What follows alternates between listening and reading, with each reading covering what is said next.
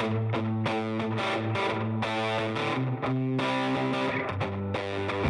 listening to the Cantina Cast, your home for thought-provoking Star Wars talk. Join Albert and Jonesy in breaking down the latest news, trailers, movies, and of course, your favorite characters from a galaxy far, far away.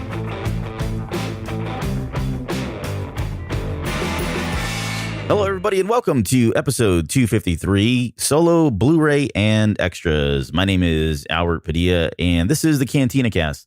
Tonight, we're going to be looking back on many of the extras from the Solo home release.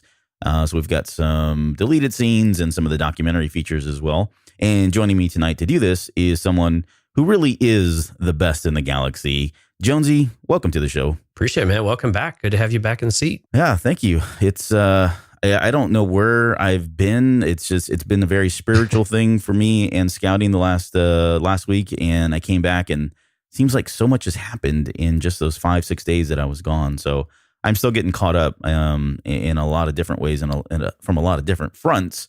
But I am glad to be back behind the microphone, at least to get this one done. And then I'm going to be leaving again in about 2 days. So I'll be gone again for about 5 days. But I heard you guys did a pretty outstanding job with the Resistance stuff. So thank you guys, both Mike and yourself, for picking that up last week. That's awesome. Yeah, we had a good time. We're gonna get your thoughts here in a minute. Yeah, on Resistance. So, oh yeah.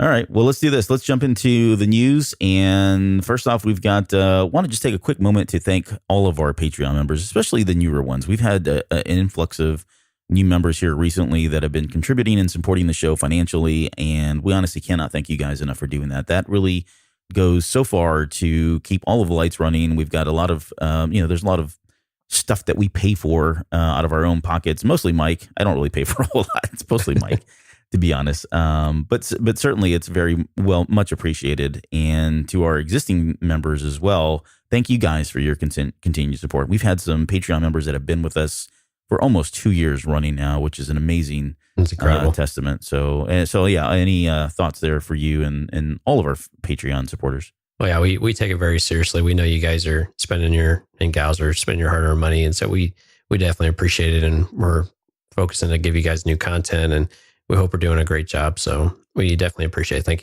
you. Yep, absolutely. All right, so my thoughts on Resistance, and so I've seen I've seen 3 episodes, and honestly, prior to coming on the show tonight, you had mentioned that we didn't get a new episode this weekend, which makes me feel better because I thought I was missing out because I really have not had a chance to watch anything. And I guess it turns out they're getting caught up with the app. So did they release something that was already out? I think it was more well, Mike and I talked a little bit about it too. They released 3 episodes on the app, right. And I think through his on-demand service, he had 3 as well. But what was actually on TV was only the hour and maybe the second one. But even StarWars.com only released their episode guide with that initial weekend on the 7th of October for the hour long. And then this past week, they released it for the second episode. So I'm kind of wondering, I meant to look it up before, but when are we getting another new episode? Because otherwise this might be another week or so down the road. And we've seen this before where they will release an hour long as more of a kind of a teaser episode, if you will. They did this with one of the Rebel seasons, like maybe it was Siege of Lothal or something like that. And they didn't have an episode for a while. But so I don't know if this is what's happening here again or something else, but gotcha. But yeah, so I think, what did you think of it though? What did your kids think of it? Well, so if you've been listening to the show, going into it, I was skeptical. Then I got kind of whipped up in all the hype, and especially some of the animation. And it was a huge hit. I mean, honestly, it was everybody really loved the show here in the house. There wasn't anyone that didn't, which is not surprising because they're young and it's colorful and it certainly grabs their attention. I think I was pretty much happy with the Recruit parts 1 and 2. Triple Dark was just I was a little. I don't know. That one was a little wonky. It was a little different. Yeah, it was just a little different. Like I really didn't understand where we were going with it. I don't know if they were just laying down things and seeding things for later to develop. Right. I hope that's the case, but that one didn't feel as solid as the first 2. That said, overall, I thought I was really happy with the animation. It was just as exciting as we saw in all of the footage leading up to it. I was really wanting to see more of the other characters that were plugged early on, and I didn't get to see them, and that's okay. I'm waiting patiently for that. And then if I could just real quick, with Dave Filoni, I mean, guys, we've already seen this happen now with the Clone Wars and with Rebels. He's playing the long game here. I know it seems like there's not a whole lot on the surface, but I think you're going to find Filoni's going to be very slowly giving us more and more. And I think by the end of it, when it's all said and done, whether that's 4 seasons, 5 seasons, however long this thing goes, I think we'll retrospectively be looking back and saying, okay, yeah, this show maybe wasn't as deep initially, but there were a lot of things that were thrown at us that really kind of paid off in the end. So, yeah, one of our takeaways was as soon as Kaz started slowing down and he was able to, just have a moment to breathe and not have all the craziness and even some of Niku's craziness. But when he was able to have a quiet moment, you got that sense that this could be a lot more than it is right now. Yeah. Right. And I think that was kind of nice to see, especially the relationship with Yeager. Yeah. And see, that's where, so if I could just for me, that was the one thing that struck the most interest was, especially that picture of him. Absolutely. Of him. I say that, but that picture is one of two things. And again, I've been out in the middle of nowhere with no kind of coverage. So I'm going to apologize in advance if I get anything wrong here or if anything's been debunked. But when I saw that picture, the first thing that came to me was like, oh, that's him, his wife, and his kid. The more I thought about it, maybe that's Alderaan. Maybe that's him as a kid, and that's actually his mom and dad. I don't know. Have they confirmed one way or the other? Either way, I think it's an intriguing storyline that something happened either to him as a kid or to him as an adult with his children that led him to join the rebellion. I want to know more. I want to know a lot more about that and what battles he was a part of. Yeah. And then, now he's a retired kind of guy sitting on this, whatever I forget the name. It's basically a fuel depot, right? Yeah. Yeah. And he's got these relationships already with like Poe. There's a lot of depth there for that particular character. And I think we'll get to see some of that later on with some of the other characters as well. But for me, that was obviously the big one. And we're only 3 episodes in. So he's probably the one that is kind of sticking out the most, more than Kaz is. Yeah, I liked Yeager a lot. I thought he was a really interesting character, and I agree. I think that's where a lot of that depth is going to come in, and we always love a good mentorship relationship too, right? Well, and he kind of hints that and I forget her name now too, so I'm going to apologize for that. But the British girl, he Tam, mentions that. Is it Tam? I think so. But he mentions, hey, I gave you a shot too, or I gave you a chance, right? So you hear that, and you're like, oh, okay, I didn't know that. There's probably another storyline there. There's another Kaz or another Ezra that that he probably mentored or brought in or whatever at some point. I thought we would have got a little more. I thought we would have got a little more from her to start than we did. Yeah, because she was kind of coming though. Right? Yeah, I guess we'll see it. And then I guess the other two things that just quickly, the TFA TLJ characters, whoever we're going to see from those, it'd be interesting. I'm curious if we'll see anybody from those apart from Phasma.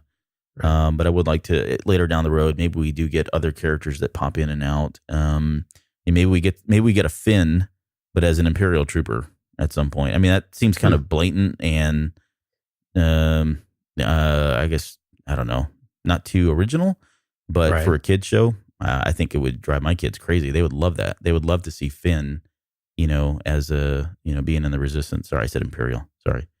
And then the other thing is, so they're in a cool spot because there is potential they could bring some of the original trilogy characters that we've not seen yet. Maybe like a Wedge, or maybe we get an Akbar or somebody that we know, is around in this time, and they could star predominantly or in the series. So they're in a really unique position to kind of pull from a lot of the different stuff that's come before them. So I've got a couple questions for you then. One, what did you think of Phasma's appearance and Gwendolyn Christie's performance? I guess it was okay. Same thing with Pose. I don't know if they mailed it in. That sounds too critical.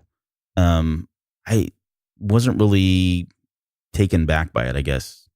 Okay. Has that been the case for everyone else? I think, we didn't really talk about Oscar Isaac's performance that much with Poe.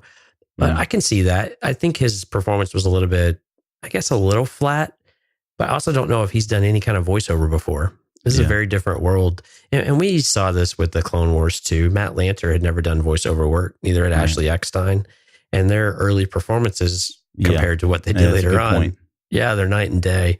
But what we did like, though, I thought that Phasma's, I don't know, her aura and her presence in this was actually, I thought it was really good. And it was probably more than what we've got in the movies, unfortunately. Yeah, I mean, we've talked about that on the show. She's very mechanical, almost lifeless in the movies. And then when we get the book, when we were talking about the Phasma book, or did we do a show on Phasma? I don't even remember anymore. I think we may have referenced it in passing a few times. About it. I don't think we ever broke down Phasma, but yeah. So in the book, there was just so much more life and certainly not the same kind of character we saw on screen. But yeah, that's probably fair. And so I'll retract my statement and say I guess I'll say Poe did feel a little bit flat for me. At least Isaac, his character performance of it seemed a little bit flat. But yeah, I mean, I guess Gwendolyn Christie did a better job, comparatively speaking, to the movie. If we'll just leave it at that. So. Oscar Isaac had a couple of nice lines in there that he did deliver really well. I want to make sure we give him credit for that. Yeah, no. I get it. There were a couple that were great, but then like some of the early, especially the very first scenes with him, I just wasn't. It almost felt like he was just kind of collecting a check, and that's right. When he got onto the ship, the interactions with Yeager, I think, and even some of the eye rolling when Niku was there, I thought some of the lines he delivered there, I thought they were actually pretty funny, and I kind of chuckled at a couple of them. Yeah. So one of the things that Mike and I didn't quite agree on, so I want to see if you're a tiebreaker, is how far before the events of The Force Awakens do you think this is taking place? I thought we had a definitive timeline on that. I don't know what it is, but I could have sworn that this was supposed to be just either months or just before the Force Awakens starts. Because it was very surprising to see a very finished Starkiller base. That was a pleasant surprise to see it. I really didn't expect for that to be there. Yeah, and I think, so I'm looking at it now. Yeah, 6 months before The Force Awakens. 6 months, okay. It's supposed to take place. Well, there you go. Mike and I were both wrong. I think he had said 3 to 4 years. I'd said 1 to 2 years. And then I think we more or less agreed that they could decide whatever they wanted to do with it. Oh. Yeah, no, and I think this was, that honestly, that was announced just before the series aired. So it's not this was known for a while. Yeah, no, not like that at all. So yeah. So overall, the kids liked it. It's a hit in the Padilla household. Absolutely, yeah. And it again, they're zombies in front of a TV, folks. So don't take that as any kind of nod as highly acclaimed series. And no, in all fairness, I think it was fun. It was great to see BB-8. They loved that BB-8 was in it. Mm-hmm. So mission accomplished and plugging or finding a way to insert him into another series. What do you think of Bucket? I think I'm going to like Bucket more. I think it's kind of like Chopper. Like Chopper, I didn't really care for initially. And he started to grow on me because he was just grumpy and old. And now this guy is just old. And being old, I can relate to him. So I think I like him better than Chopper already. I like the design. I like the X-Wing helmet on his head. Yeah, it just kind of flops around. It does. Well, when he looks down, it looks like he's got angry eyes. Yeah, that's right. I forgot about that. Yeah.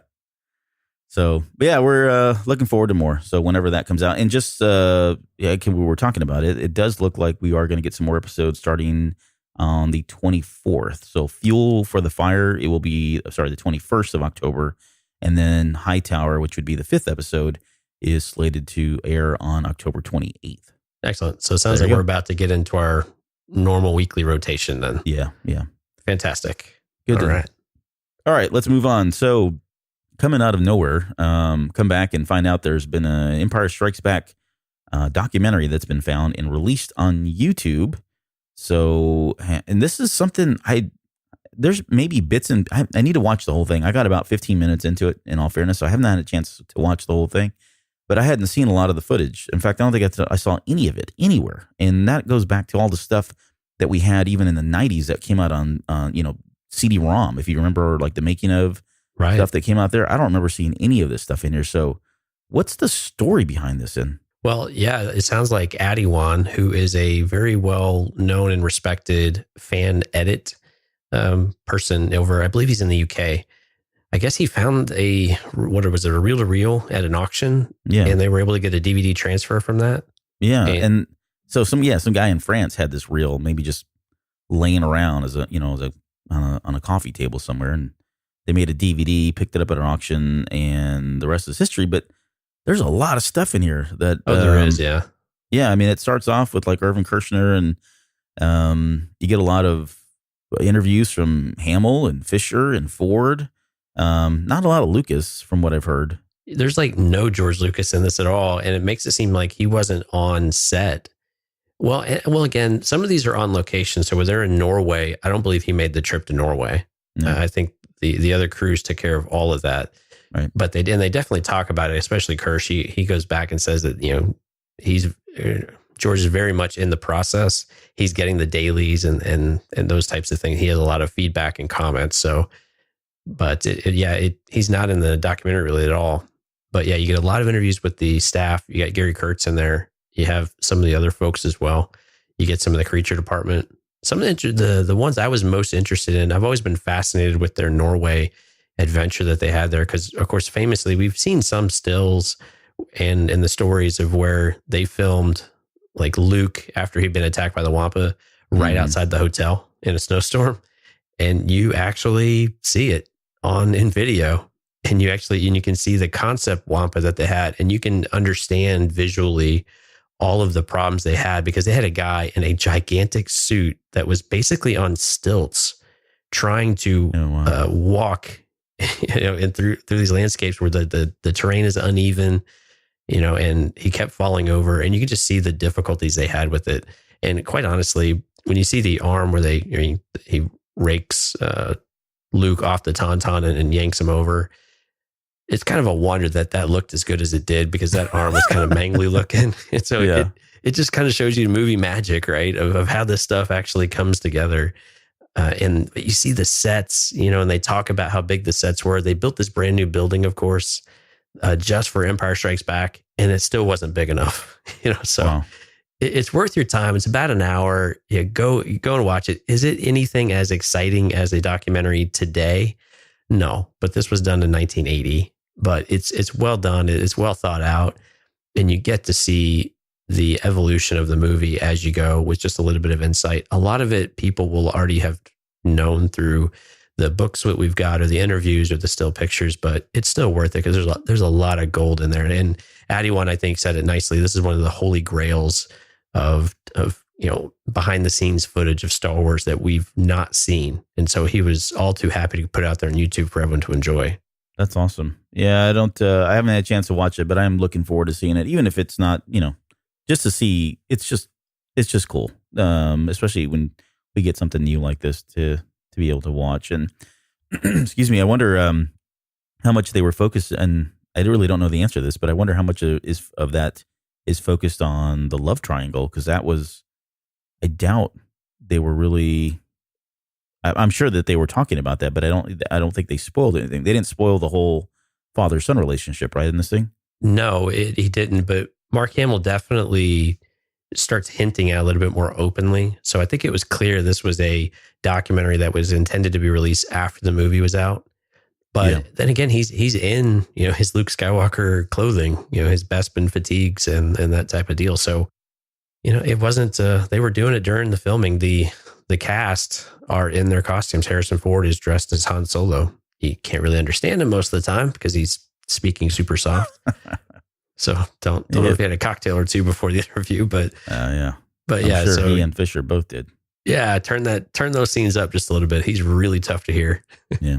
Well, cool. Looking forward to that. And then I guess the last bit of news, and this is kind of minor, but very cool in my book. We've got some Clone Wars actors that have, I guess, been officially announced to be reprising their roles in Battlefront 2 for some of the downloadable content. So, right. Why don't you tell us the actors that we've got coming back here?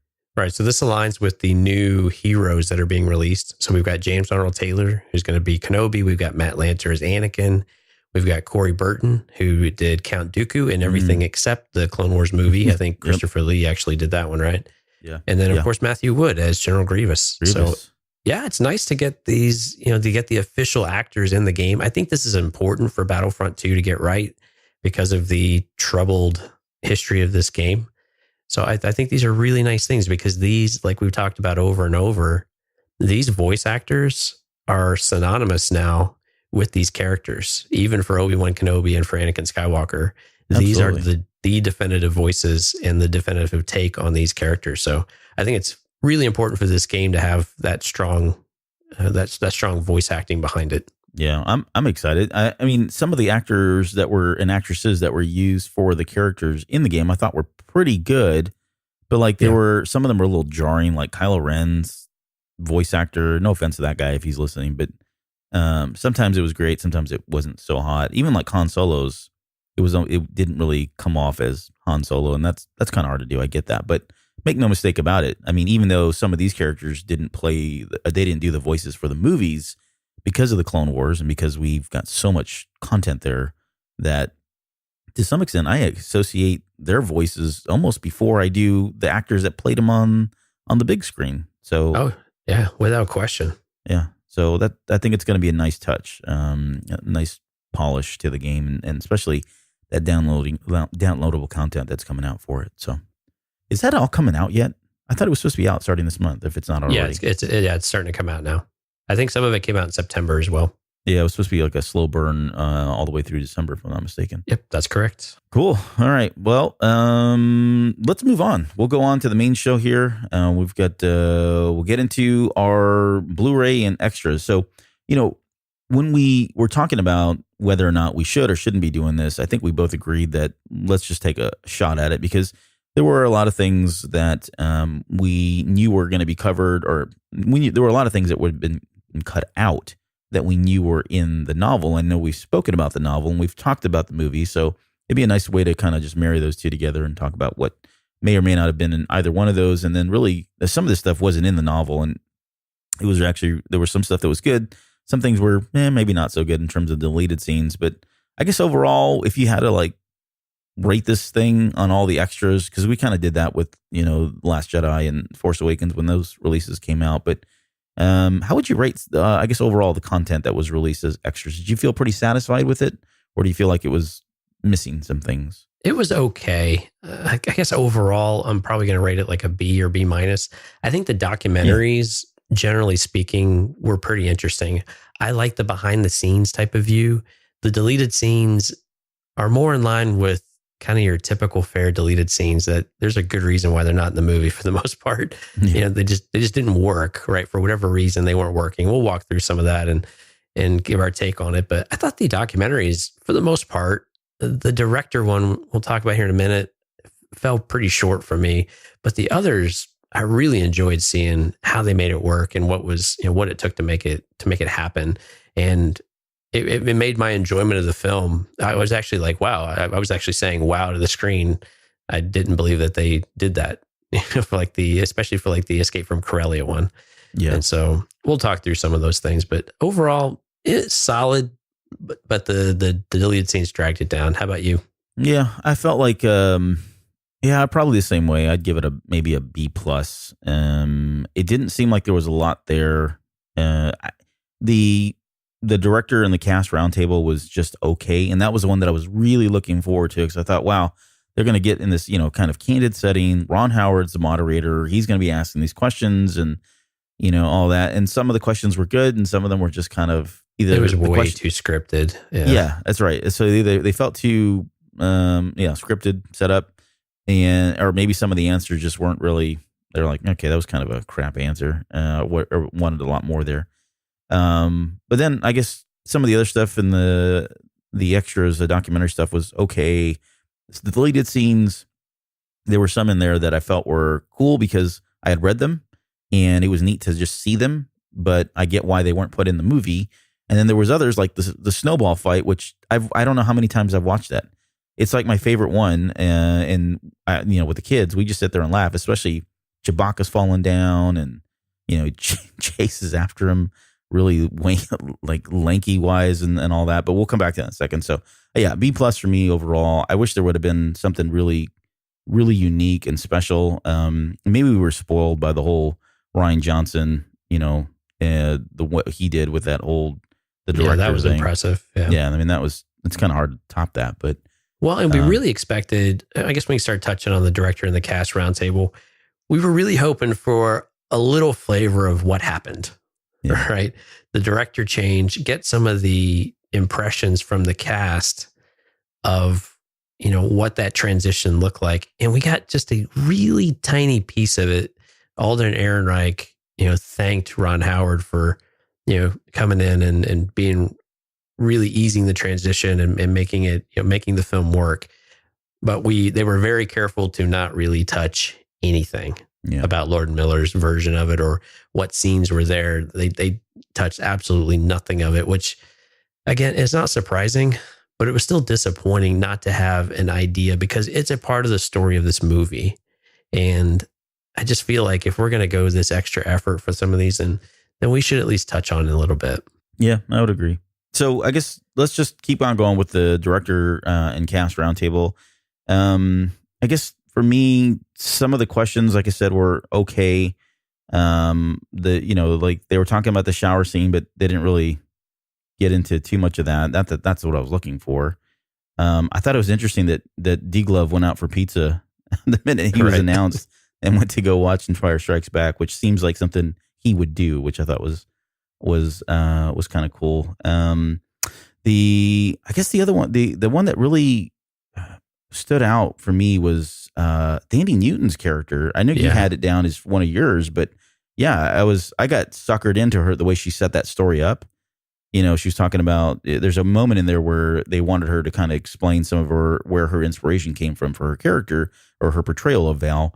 And she kind of starts the story off by talking about how, well, there's just this one woman who, went through, I think it was Zimbabwe, the oppression there, and, got out of there, came to London, and then went through oppression there and racism and all this. And you come to find out that she says, and that's my mom. And then they show a really cool picture of her mom. Oh, man, it was crazy. Yeah, it was like a splitting image of Val. She's got the afro. She's got the glasses. I mean, it's kind of a side profile, but, you look at that and you think, okay, which came first? Did they model the character after her mom? If not, that's really spooky that's exactly how it came to be. So yeah, I have a feeling that Thandie Newton really had an influence on the design of that character, at least for the hair and the demeanor, and of course what she channeled in her performance. But that was actually pretty powerful, and I was the same way. I thought she was just telling a story of an article that she read, but that it was actually her family's her heritage and the story of her mother was really cool, and it just made me like her and like her character all the more. Yeah, there was, and I skipped over one that I had down as one of my favorites, which was Jonas, and when he found out that he had gotten the part, which I understand how it was ever in question, but okay. But anyways, when he found out that he'd gotten the part, he said that he busted open a bottle of champagne, went home, played Lego Star Wars, which I thought was like, that's awesome. Why who wouldn't do that? Well, I liked Alden Ehrenreich's too, because it was just so nerdy. It was just found out. And that's the thing. So that was probably the better question. And only because there's all this secrecy. There's a veil of secrecy that exists. And we know it exists because it's spoken about all the time. And when these actors find out, especially with Star Wars more than maybe some other franchises or movies, that when they find out that they've gotten these roles, they really get tight-lipped. They cannot talk. The expectation is that they do not speak to anyone, and we know it happens. And they're kind of they're playing with that too, which was nice to hear. But every one of these actors did voice who they called immediately to let them know, or let that person know, or that group of people that know that they'd gotten in. But Alden was already by himself on a beach somewhere. Right. And after he found out, he just kept walking and eventually made his way over to a carnival or something? Yeah, like a theme park ride, and just rode it by himself. Yeah. And that was it. And I was like, well. Yeah, the crew was like, this is just typical Alden. Yep. I liked Woody Harrelson's too, because it reminded me of those moments where you're running late at work and you have to make that dreaded phone call home. Yeah. And you're like, oh man, I'm not going to be there on time. And Only for us, it's like 30 minutes to an hour, and for him, it was 9 months. 9 months, right? But it kind of came home. It was like, yep, not quite that, but yep, been there. Phoebe Waller-Bridges was funny. She said that she was I guess she was out at a restaurant with some friends, and she took the call in the bathroom, and right. she came back and couldn't say anything, and said that something the biggest thing had ever happened to her in the bathroom, and her friends took that one way, of course, which was kind of cool. And then Paul Bettany's was probably the other better one too, because it was really cool to hear that as a 6-year-old, the movie made a huge impression on him, and we know leading up until this movie, he was kind of pitching himself almost like pulled a Samuel Jackson, right. Get me in the movie, because he was just that much of a fan. So it was really cool to kind of hear his story there as well. Right. But of course, the thing that got a lot of attention was that we were finally going to see George Lucas's set visit, and it was exactly what was already reported. So it wasn't the grandiose experience or visual that I think some people may have been hoping for. Yeah. But it was still good to see him on screen. Yeah, and I remember when this was announced. So it was the first day of shooting with Ron Howard at helm. He had just come onto the set.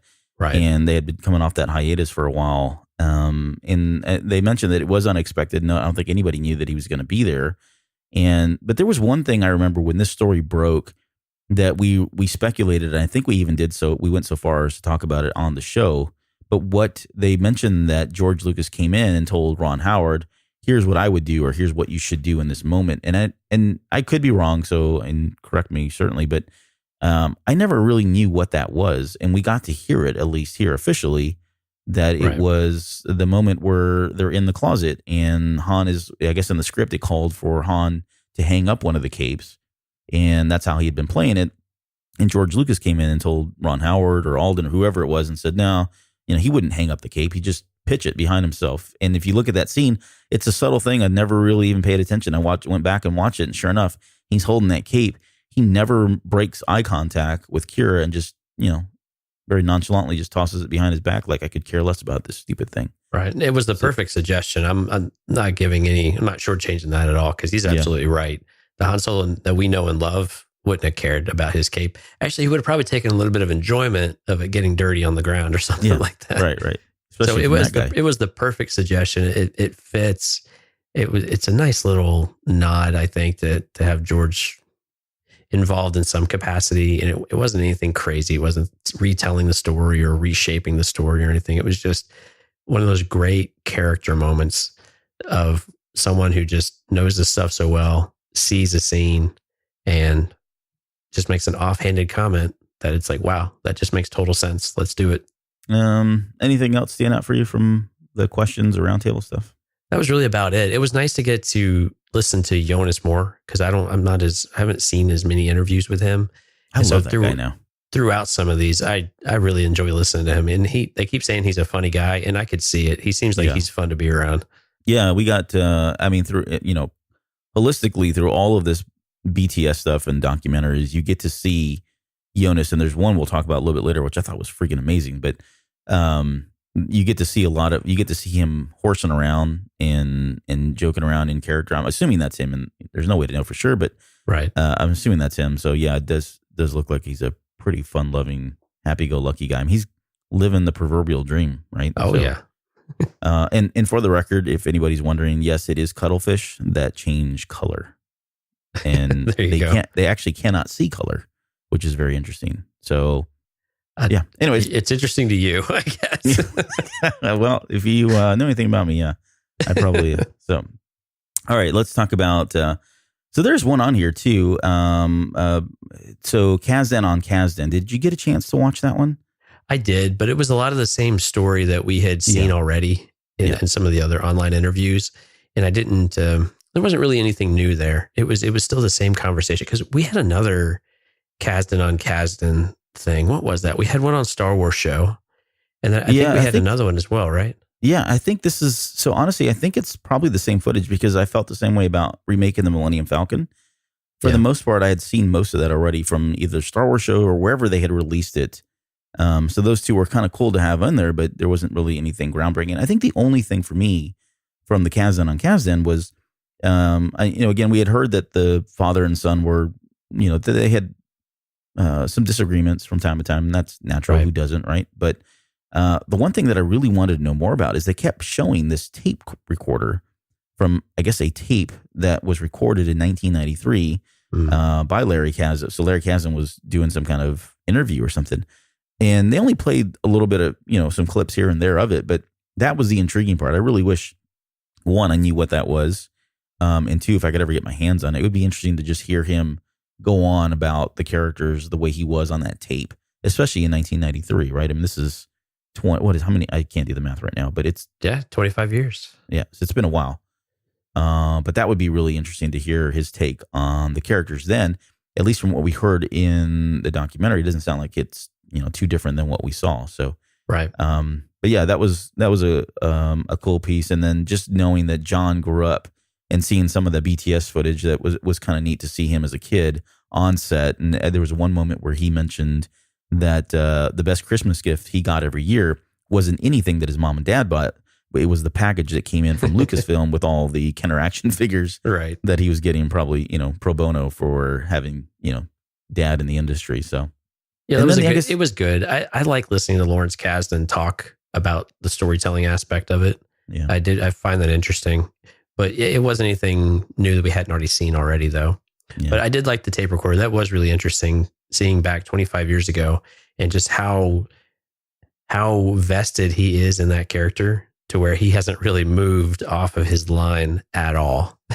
And right. I can see where that would rub a little bit with John, especially as steeped as John is in all of the other lore. And they made a great point of finding that, understanding that counterbalance between the two, and how that can work, but how that can create some friction as well.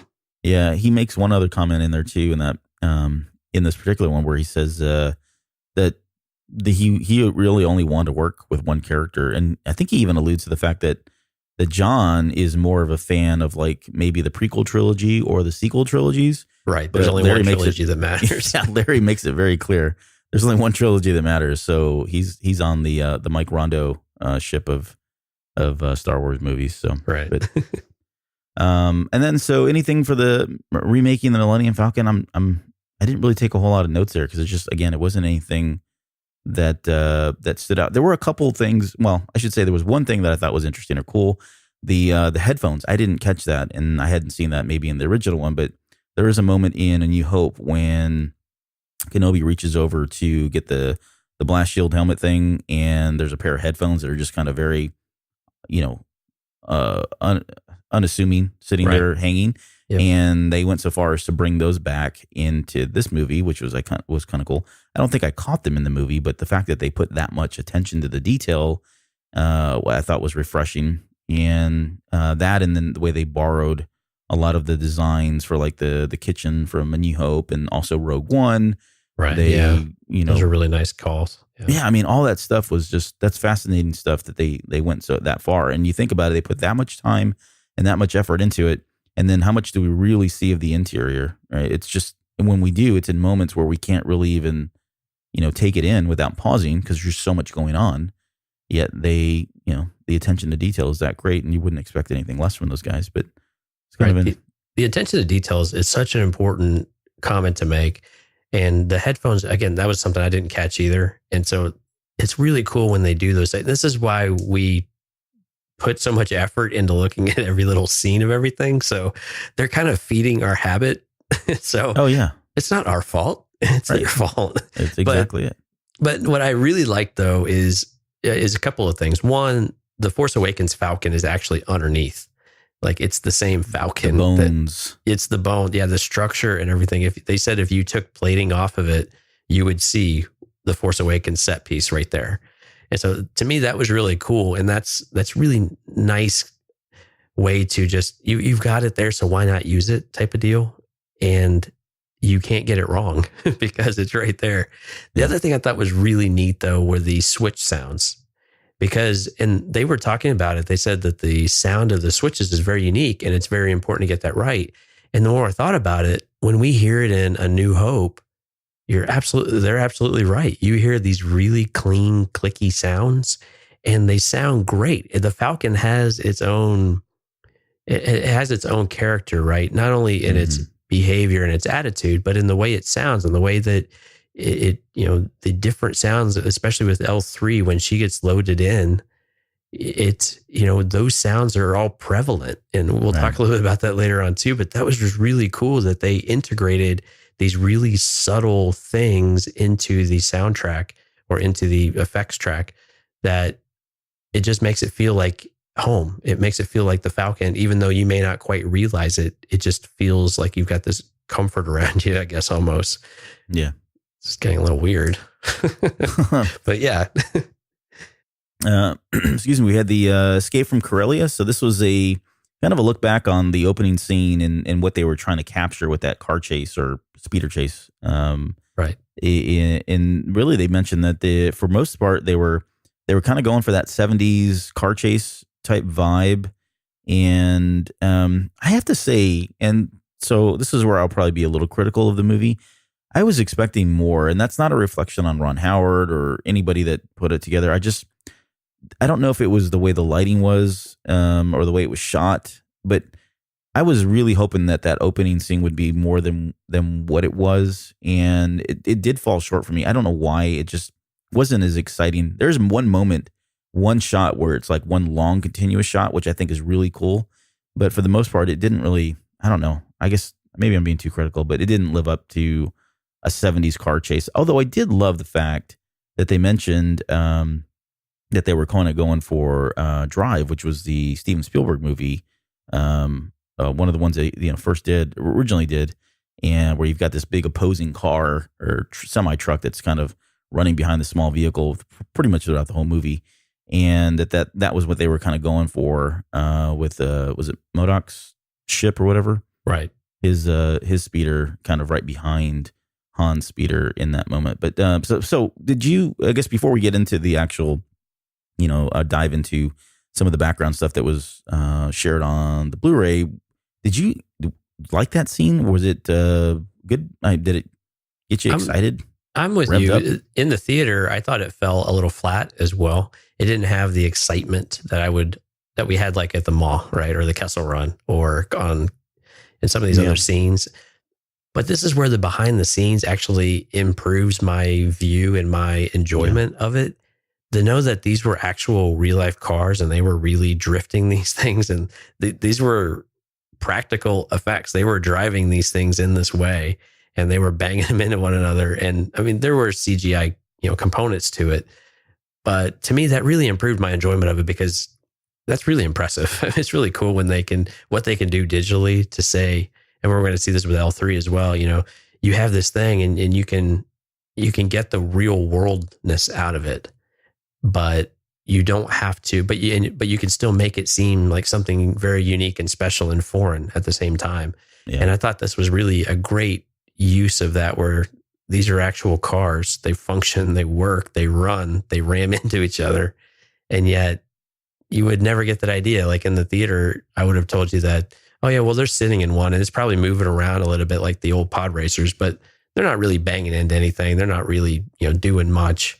That's just all effects. And I would have been completely wrong. Yeah. I mean, I think you're right. I think it gives it another level of credibility, even though it may, maybe it fell short in terms of action, but the fact that they did go that far to really try to capture. And I think they even mentioned that they brought in some like professional driver that was, good at drifting, and that they were really trying to capture the drifting effect in order to kind of sell the idea that these were actually floating on air, which was neat because, I mean, to your point, prior to this, I don't think in anything that we've seen so far, whether it be A New Hope or in episode 2 with the speeder chases there, that was literally just we've got that little gif of Kenobi, Ewan McGregor, just kind of happy-go-lucky flying in behind a green screen, and yet here they go. They went with full-on practical effects to the point that they built these cars, and they were talking about how they could shift between 2-wheel drive and 4-wheel drive and all that. And I'm thinking, whoa! I mean, none of that comes across in the movie. You think it's all just CGI, like everything else. And Holden wanted to learn how to drive the car, and even though it doesn't do all the things, Yeah, I mean, those are great. I mean, that tells you got a great prop too, right? And it just tells you if you want to sit there and learn it, if it looks cool. And we actually got to see the interior of it. And it was like, okay, yeah, this is pretty neat.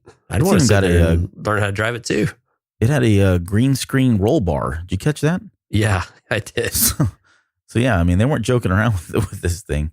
There was one little thing too that I had that I wrote down that I thought was interesting. They mentioned that one of the fenders was missing on the side of the vehicle. Right. I didn't catch that at all because there's just I guess it's going too fast or there's too much going on. But again, attention to detail, thinking that they went that far to kind of personalize it in a way, saying that somewhere that part came off and it gives it an edgier look or whatever, I guess. So yeah, you don't have the totally symmetrical look of a sleek sports car. It looks like it's got a little work done to it. Let's move on to the next one. So this is the train heist, and this is it was interesting because he mentions that this was a physical challenge. This is I believe it was Kazan that was talking about it, or one of the Kazans saying it was a physical challenge that impacts everyone. And I really hadn't. I mean, that's probably an obvious statement, but I hadn't really looked at it in that regard. But that is kind of a big central turning point in the movie. And I guess the one thing that really, the design of the train I thought was really unique, and I like the fact that that they were drawing from the AT-AT designs. Yeah. Even the bunker. I think of the bunker in Return of the Jedi when they're trying to blow up the shield, and you get that one scene where they're trying to get into it. Right. If you look at that does look like the tail end of one of these cars that's on the train. Yeah, there's no doubt it's Imperial, right? Yeah, exactly. It's got that Imperial look, if you want to label it as such. But it was interesting. Did you catch in the test footage and the pre-visualization stuff that they showed that the stormtroopers were red? No, I didn't catch that at all. Yeah, like all of them are red. And now, with what's his name? Von Reg. Von what is it? I think it's Von Reg. Von Reg? Yeah. The dude from Resistance. The dude the red guy. So, yeah, the red guy from Resistance. And then we got Cardinal. But anyways, I thought it was neat that they keep coming back to this idea that there are stormtroopers that are other colors and as standoutish as red in the world. So, right. But maybe not on a snow planet. Right. Yeah. On a snow planet. Right. That makes no sense.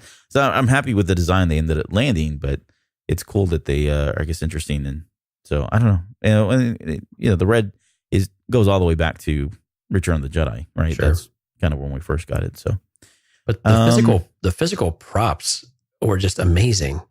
I mean, they built a full scale train on a gimbal. They had full size skiffs for Enfys Nest. I mean, that would have been amazing to sit on. That would have been really cool. But yeah, they actually had this thing moving around, and they had people on wires. And like you said, it was a physical challenge, not only for the characters in the movie, but for the actors as they went through this, and for the stunt actors. And to make it look right, they really physically did it. The range troopers are moving around on this, on this moving train. Yeah. And so, yeah, I mean, it was great. I mean, again, these are the things I really enjoy of seeing how they make it work. What is moving magic versus what is like, no, we actually did this stuff. Well, yeah. And that's the thing. I mean, all of these, so many of the effects here and credits to Ron Howard or whoever it was that took the approach. But so many of them are practical, and I would not have thought of. The biggest one we're coming to here in a little bit is Into the Maelstrom. But yeah, there's a lot of practical effects that were used where I was really under the belief that they were just doing more CGI work on green screen kind of stuff. So let's talk about Team Chewie. So this is the focus on Chewie. This is one of my favorite ones just because it's Jonas and Chewbacca and what's not to like there. But we get more confirmation that this has always been a partnership, contrary to what we grew up with, we being the older folks. Growing up thinking that Chewbacca had some kind of, was indebted to Han Solo in a way, but really they make it very clear, in at least in this BTS stuff, or this documentary thing, that it is a partnership that, Han has chosen Chewie as much as Chewie has chosen Han, and that they're, just good friends, that kind of thing. There was one moment there where they were showing the script, and when he introduces himself, Chewbacca introduces himself to Han, he says, "What do you got a name?" And he goes on, you hear it, and he goes, we're going to figure something out. I'm not calling you that or whatever. In the script, it says that he's Chewbacca, son of, and Attichukuk, whatever. So Yeah. I guess Chewbacca's father, which Close enough. Yeah. Close enough. Yeah. Thank you very much. Good night, everybody. But that was kind of cool to see that was what they did. But I guess the cooler part being that as they wrote the script, they wrote all of Chewbacca's lines out, and so that way, Alden as Han Solo would know exactly what he was saying. So I'd like to get my hands on the script because I would like to see some of the other scenes where Chewbacca, especially when they're at the campfire and he's just going on and on and on. But you hear really Jonas consistently still doing the Wookiee sounds. Yeah, he just keeps throwing them in there. Yeah, right. But it's great. Yeah, it's nice. That's got to be useful to act against too. So you know what they're saying and you can respond and you can behave accordingly. And again, nothing new there, but it's still kind of cool to see a little screenshot of the script there. But this is where I was saying earlier, where there are moments where they're showing how his physical prowess and his agility is. This was impressive. Yeah, it was impressive. As big as he is, the guy can move quick. And he's talking about his athleticism, and of course, I think he was a basketball player, right? At some point, right? So I guess we shouldn't expect that, but it is just coming from what we got with Peter Mayhew, and that's not a slight against him, but they really didn't set him up to be a very action-oriented character outside of running around holding the bowcaster and firing at stuff. We don't get a whole lot of moments like that. But and to be fair, we don't get. Well, no, we do. We do get a lot of them on Kessel when they're trying to escape. Yeah. I mean, he's all out throwing people around, jumping, that kind of thing. But in preparation, just seeing him move is just astounding. I was floored. Really is. They saw him like doing dive rolls and side rolls and those types of that. I was like, you're kidding me. That's Jonas? Yeah. I was just dumbfounded. I was like, this is cool. I want to see more of this. Now, sometimes the leaping action photo, you're not going to see that in Star Wars, but I got to be honest, seeing someone do it in a Chewbacca costume was pretty neat. Yeah. Yep. That was pretty cool. Sign him up for the Avengers. Yep. And then what about the caking of the mud and the effort it took to get those scenes to look right? That is the hair and makeup teams just astound me with what they're able to do. Yeah, absolutely. And the fact that we, maybe I think I heard this elsewhere, but seeing them do it just kind of brought it home for me. But they were literally putting on each strand of hair. Oh, it's incredible. Into the costume, which is just, what in the world? Like, I guess, I do not have the patience for that. No. Yeah, absolutely not. So yeah, props to them. No pun intended for doing that. So yeah, and then they go through that painstaking work to put every single piece of hair on there, and then they just coat it with mud. You could see a little bit of pain in their face. Yeah, that's exactly when right. They found out. Yeah, when they were talking about it. You're gonna do what? Yeah, right. Just spent 80 hours on that one arm. I couldn't imagine taking that off. Becoming droid L337. This is the Phoebe Waller-Bridge. This was really neat too. Yeah, no doubt about it. Like, even when we were watching the character, there were moments that I thought, wow, they did an awesome job with the CGI and the way they were able to make just the slight nuance movements of a female presence with her. And come to find out, that's really the way they did it is really her. Yeah. I mean, they put her in this kind of green screen tube sock thing, wetsuit, and she wore, pieces of the armor or pieces of the droid on her. And they were able to, and I don't know how the magic works, but they were able to basically mimic that and underlay, once they removed all the green screen, they were able to put all the other stuff underneath. So what you see, again, is more practical effects, I guess, for lack of a better term. It's her performance. Yeah. It's incredible what they can do. And it was just neat. I mean, and then they were able to take her walk and they could say, well, okay, we want to make it a little more robotic.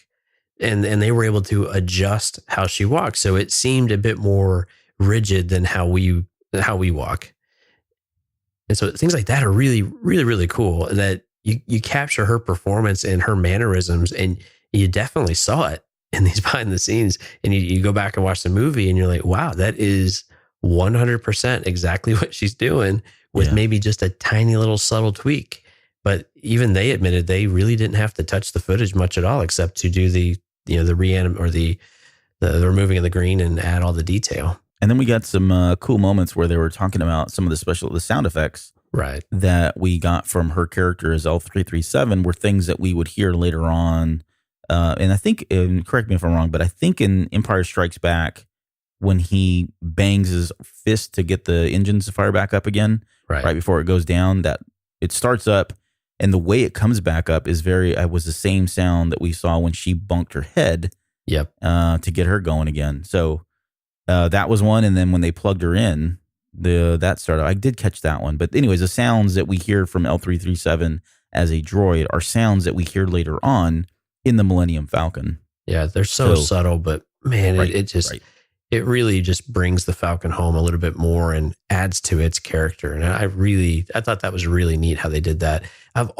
Star Wars with sound design, it has got to be one of the most amazing feature films to ever, like, just to do a study on sound design. It has to be an amazing experience. I love reading about it. I love seeing and hear how they do all this, and the layers upon layers of sound effects that they do just to make things sound just right, even for just a second.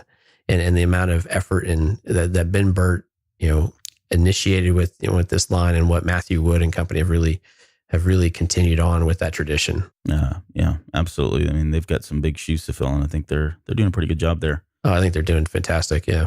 So what are we on? Scoundrels, Droids, Creatures, and Cards. So this is a look back at Ford Ipso, and I guess a couple things that stood out. One, the fact that they rebuilt this lodge, this Western bar / hunting lodge, and it's all practical. This isn't special effects. When they lit that thing up, it was pretty impressive about how much detail they put in there. And then when you see the movie, Bradford Young is the guy that's kind of doing all of the lighting, cinematography stuff. He chose, purposely to put that whole thing in a lot of shadow and, darkness. So you don't get to really see it, but the fact that it's there makes you appreciate it even more. Well, and we haven't really touched on Bradford Young, but his cinematography, and I know you really enjoy this type of thing. I think you've mentioned it a couple of times before.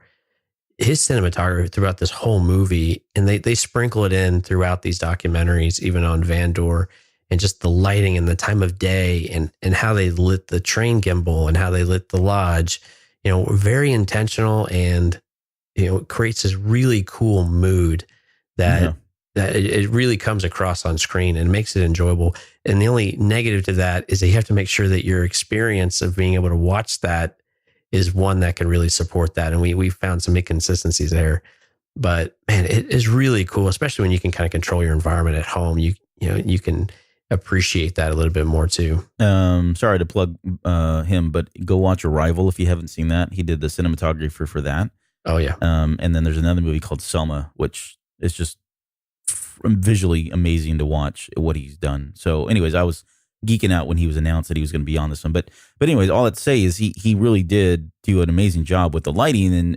And even though that's really where the focus is on the lighting, the fact that they, again, went so far to create that whole thing is just awesome. And then we got Sabacc, the game.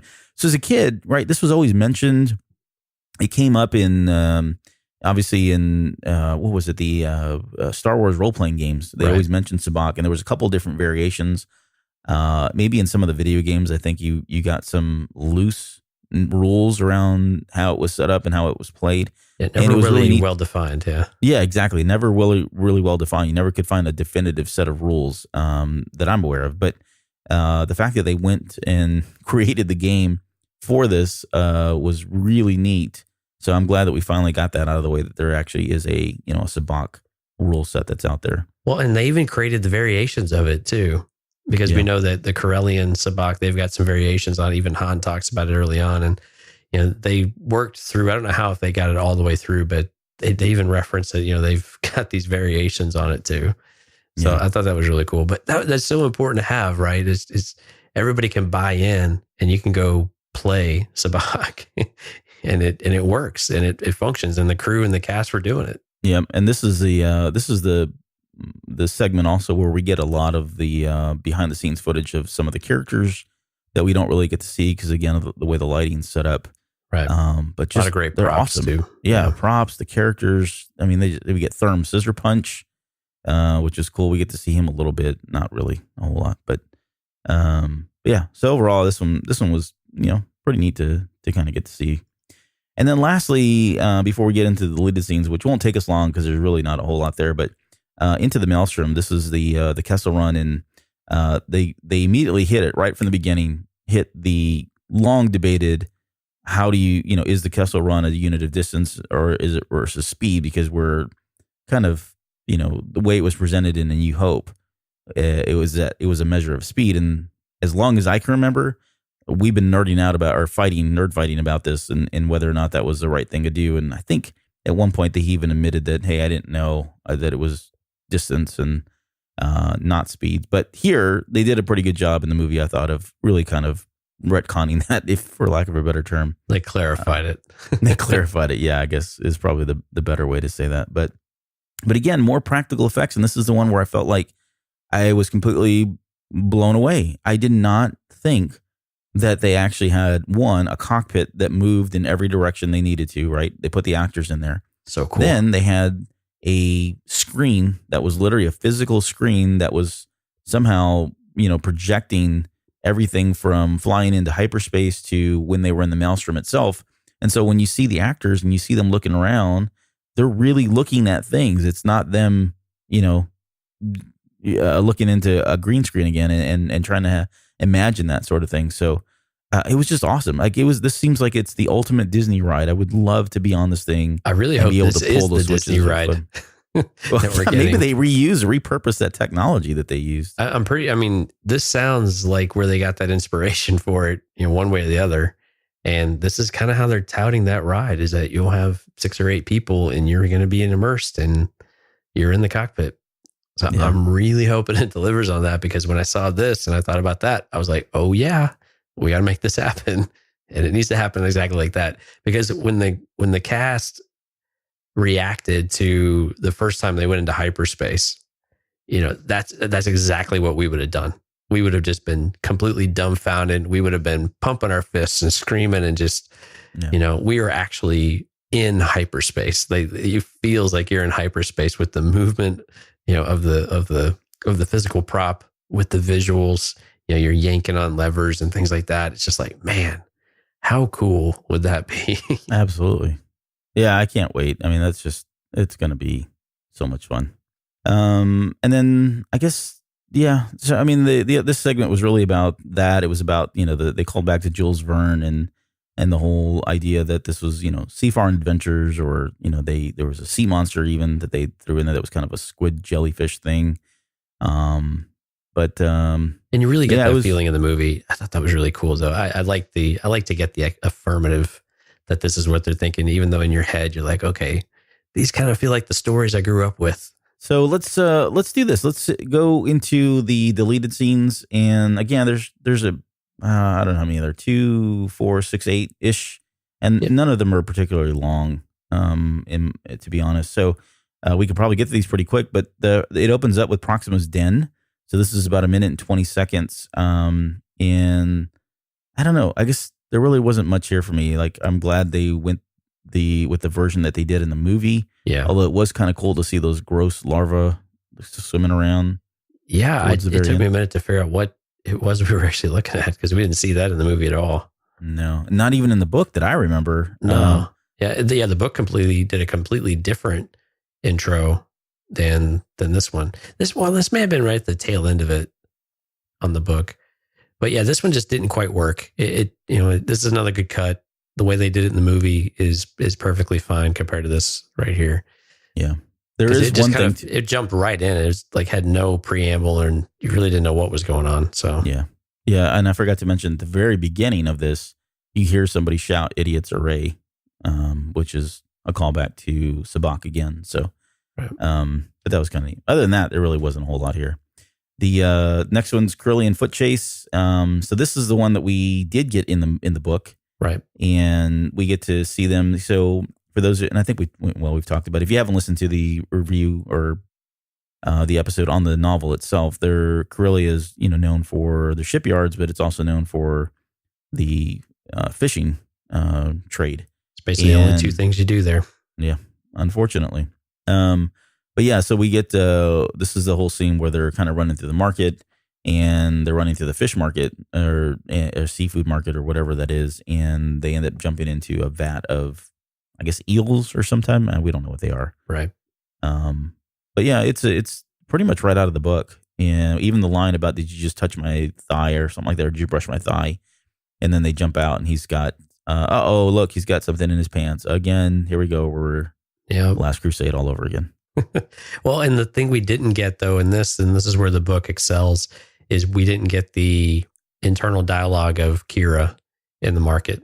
And about wanting to leave. Yeah, it's just not as impactful. It's just an action sequence. And so storytelling visually, it didn't need to be there.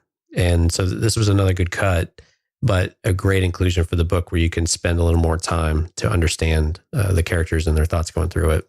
But yeah, the Last Crusade callback, I chuckled a little bit and then I kind of sighed. Right. Yeah. And then we've got Han Solo Imperial Cadet. So this is only a minute and it's basically 2 minutes, 1 minute, 56 seconds. I thought it was cool the way they were able to do this scene. And I wondered how they would do it. Like, would we get the whole scene and then, as we did in the novel? Right. I thought it was an interesting way that they approached this. They give you a very quick moment of him, coming into the hangar. Again, if you've heard the episode we did on the novel, then you know what we're talking about. But there's, he's coming into the hangar. He's just saved Onyx 2. I thought it was weird and kind of like silly, the fact that he didn't have anything on his face, but I get it because that way you can recognize him. Well, that looked like the Clone War era pilots for the ARC 170s. Yeah, they wouldn't be using that though here, then, right? No, I think it was just so you could see his face, but it was the same deal though. They had the same design there. Yeah, no, that's fair. But yeah, so he comes in. So we see him kind of spinning out of control, crashing into the hangar, and then it fades out. And then the way they go about trying to recant this is he's now in front of a tribunal and he's trying to explain exactly what happened. And they've got a little graphic in the background. So he's trying to explain that, hey, I broke formation because had I not done that, Onyx 2 would have died. And of course, this is where he gets the boot. They do make a callback to the Z-95 Headhunters, which is one of the I guess early prototypes of the X-wings, which was kind of neat. I'm surprised that they're who the heck's using these things still. I thought they were long gone by now, but maybe not. Figured they would have been too. Yeah, I don't know. What did you think of the scene itself? I didn't really enjoy it all that much. It just seemed like they cut, and maybe it's just the cut. So if there was more to it in the beginning, kind of like in the book, it may have made more sense. But he kind of jumped straight to talking to the droid, but you don't hear the droid. He's hitting switches. Clearly, this is not a totally finished scene either, right. Cinematically or even visually, graphically. Yeah, right. But so it just didn't fit. And this is like one of these weird things about deleted scenes that you kind of jump in and you don't know the context, and then it ends almost as abruptly as it began. But we saw you have a really subtle chin injury, which again, we know is in the book, but it was very subtle in there. You could see it, even though he had a giant patch on his eye, it distracted from it, but you could see a little blood there on the chin. Really, really subtle though, which I think that would have worked in the movie without going too crazy into eye rolling. I liked that we got to see the A New Hope Death Star graphics up on the screen during the tribunal. Yeah. But in general, the acting wasn't working for me either. I think, again, this is another good cut for flow of the movie. We didn't really need to see it. Did we want to see more of him? I wanted to see this. I thought this was going to be something I really enjoyed, and it just didn't quite work for me. Well, I think if they would have done what they did in the book, I'd be pretty happy. It would have made a lot more sense. Yeah. Yeah. And this wasn't it. and really my credit to the scene was just that since they didn't go with the obvious here, let's just do it like we did in the book. At least they tried something different without just somebody talking about, oh yeah, I got kicked out, which I did.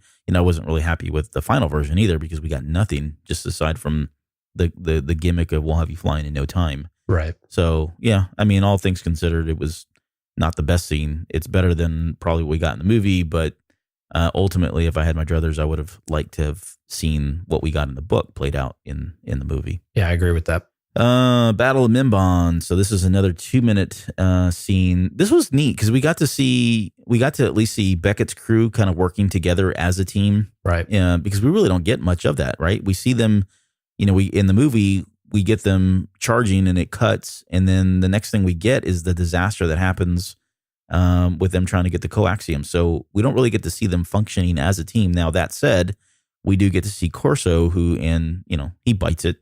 But they make mention of him, and again, he's much more prominent in these scenes. Yeah. Well, we see his face, and how much of a badass is he that he's already been shot, nearly dying, bleeding out. They're dragging him away, and he's still shooting at people, which I thought was hilarious. And we also get the DL-44 a bit earlier, so we see Beckett hand him that. Yeah, the whole rifle is still assembled, right? Yeah, I mean, it's still all put together. So that's a little different than him just taking that thing apart and tossing it to Han, and that's how he got it. So would you have liked to see this full scene in the movie, or do you like the way that they cut the scene in the movie for flow? No, I would have liked to see this more, because I just, that whole, again, we've talked about it on a number of shows on different topics, but I just like the idea of, a Star Wars war and what that looks like. But I'm kind of a war guy too, so. But yeah, I thought the scene was not bad, even with what we got. I'd like to see it fleshed out a little bit more. We got to see Rio a little bit more too when he went and I think they told him to take down the cannon or whatever it was. Right. He jumped up there, so we got to see him in full action as well. So I enjoyed the team mechanics like you were talking about.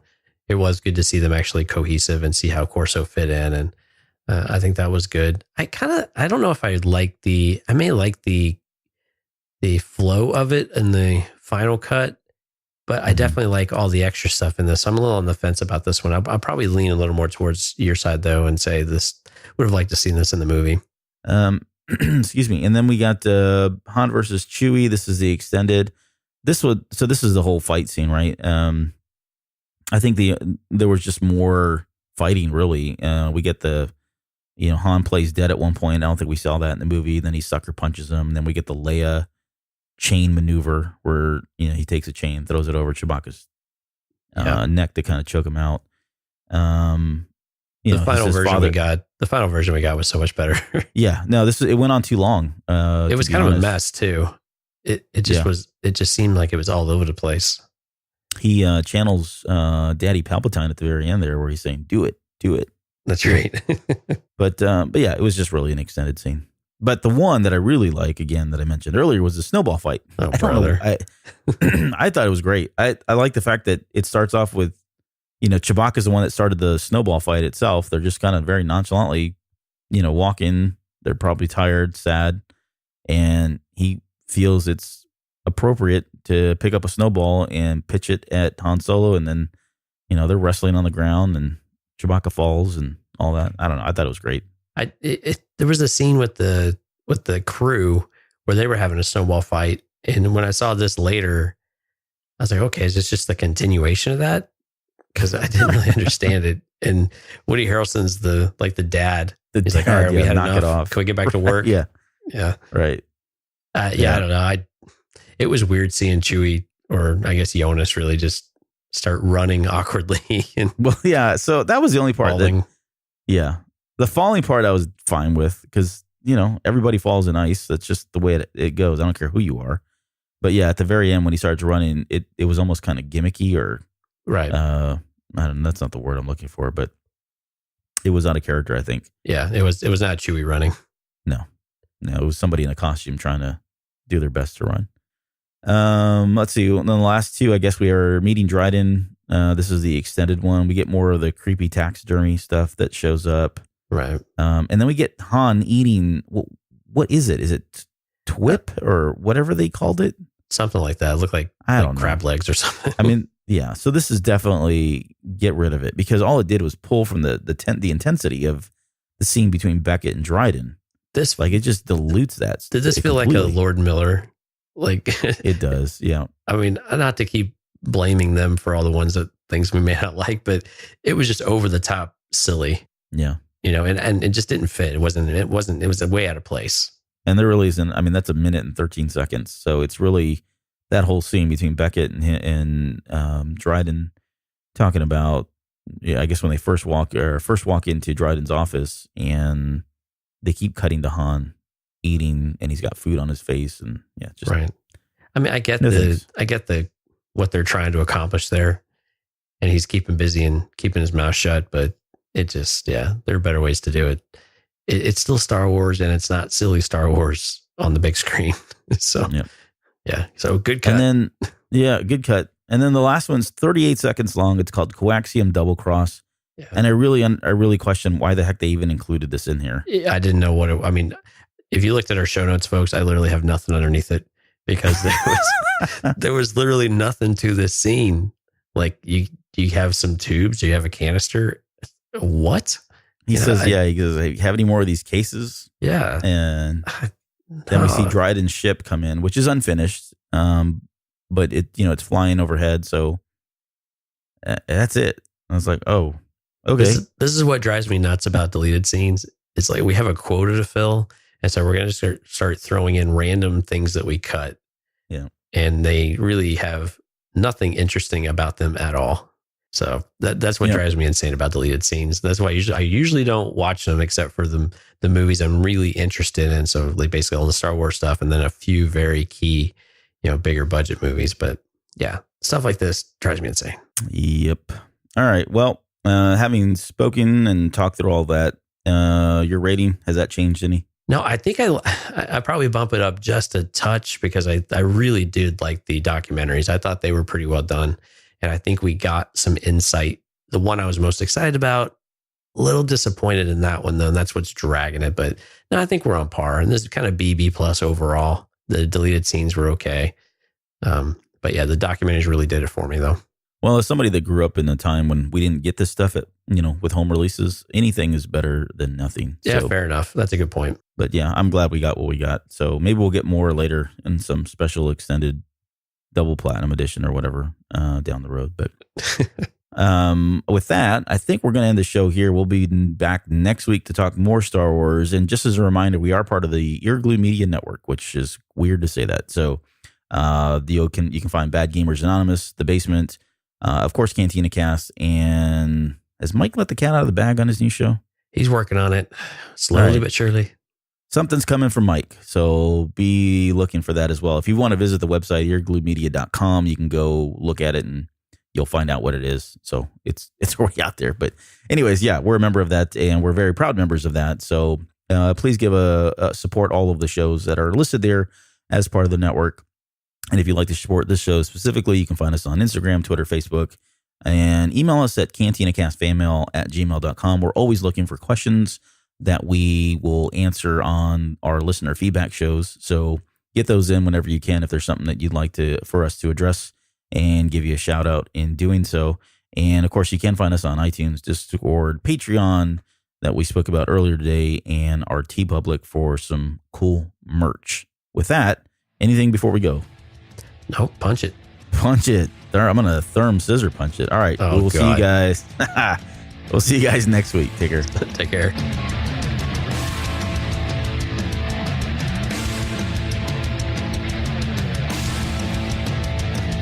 You're still listening? Wow, that's amazing. Well, I'm here to give you the disclaimer. Normally we do a big, long, drawn-out disclaimer thing saying what's what and who's what and all that other stuff, but I think you guys kind of know that Lucasfilm and Disney have no affiliation with us at all, and we have none with them. We talk about Star Wars, which is their property and all that other good, fun stuff, but I think you can tell which is our stuff and which is their stuff. If you can't, well, then send a lawyer to send an email to me, and I'll be glad to chat with them. Other than that, you know what's what, so that's your disclaimer.